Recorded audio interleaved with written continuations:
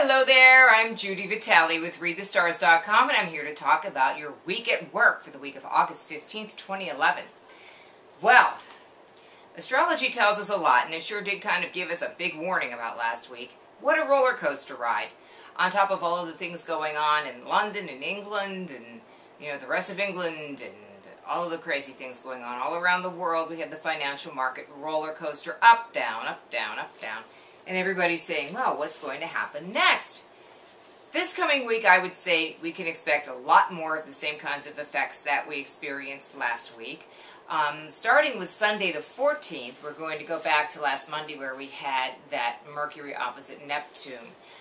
It isn't quite Sunday night here yet in beautiful Pittsburgh, Pennsylvania, but it is getting close to it. And I would say that we're going to hear something about the European financial markets. Already there has been a statement from the World Bank about Europe, and I don't think it's going to have a great effect on markets. So, again, strap yourselves in. It's going to be a wild ride. Monday starts out with the moon in Pisces, and it's going to be void, of course, all day Monday and all day Tuesday. And it's not going to be all bad, however. I think that Monday and Tuesday are kind of going to be lazier sorts of days. Tuesday especially, we're going to have a really kind of nice energy combination of the Sun, Mercury, and Venus all in Leo. So wherever Leo is in your life, you can count on it really being activated, and a certain area of your life will be accented. Check your daily horoscope for Tuesday, August 16th in order to find out what that is. If your birthday is on August 16th, and I have a friend or two who has that birthday, it's going to be great because, you're going to have Mercury and Venus right by your Sun. For your solar return, it's going to be all Leos everywhere are going to have a really good day on Tuesday.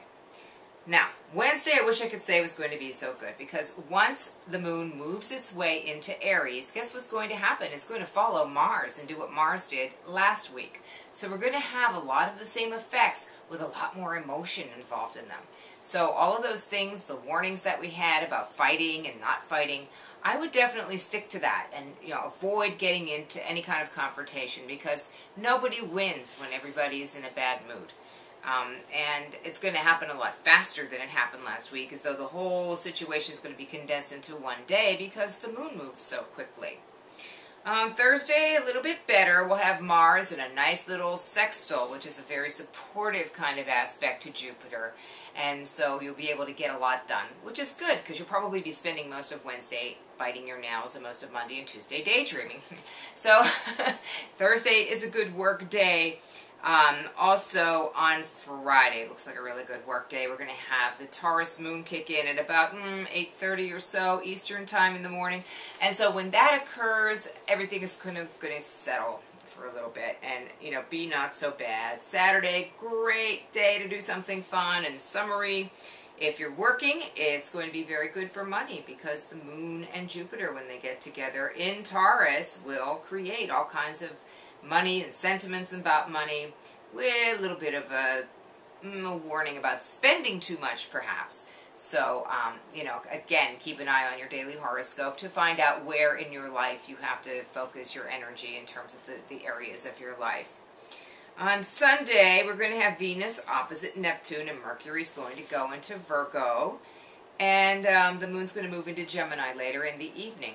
So, there's going to be that little shift with Mercury moving into Virgo. People will start to get serious, and let's face it, it's time for back to school. I know more than one little child is going back to school the week of August 22nd, just 1 week from now.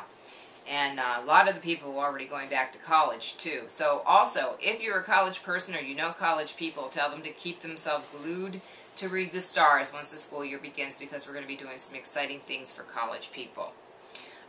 So the Venus opposite Neptune part is going to be really nice because that's romantic and loving and kind. And even for those of us who are letting little college people go and who are letting our little children go off to school, that Venus-Neptune thing, there's that little fantasy land of being in love with our children and our children being in love with us. We should always remember that no matter how angry they seem at us, our children really do look up to us. So set a good example, stay calm, and stay out of those fights this week.